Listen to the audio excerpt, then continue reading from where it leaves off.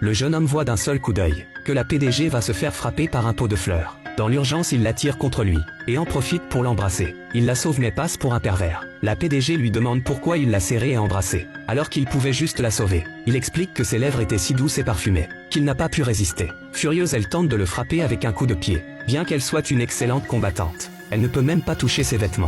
Il refuse de se battre contre une femme. Il prend alors 2 cafés à des passants et les lui jette dessus pour la calmer. Mais cela la rend encore plus violente. Elle sort un pendentif de son décolleté et vérifie s'il est abîmé. En le voyant, le jeune homme change de visage. Son maître lui en a donné un identique, disant que sa propriétaire est sa promise. Leur union mènera à une grande réalisation. Comprenant quelle est la personne, il l'appelle ma femme, ce qui la met dans une colère noire. Elle appelle immédiatement ses hommes pour le réduire en pièces et part se doucher avec sa sœur. Il veut les suivre, mais les hommes de main le bloquent. Il voit une voiture noire suivre leur sportive et comprend qu'elle est en danger. Il dit qu'il doit protéger sa femme, mais il ne le croit pas et se jette tous sur lui. Pressé, il ne se retient plus. Une gifle par personne et il les projette tous en l'air. Voyant sa force, le chef Bloodwolf lâche son couteau pour un pistolet. Il ne croit pas qu'il soit plus rapide qu'une balle. Mais l'instant d'après, le jeune homme est derrière lui. Il prend l'arme et la froisse dans sa main, la transformant en ferraille, disant que c'est inutile et qu'il ne devrait pas s'en servir. Puis il bondit et disparaît. Chez elle, la femme rage encore de son insolence et jure de le mettre en pièces elle-même. Puis elle prend un bain avec sa sœur, ignorant que le danger approche.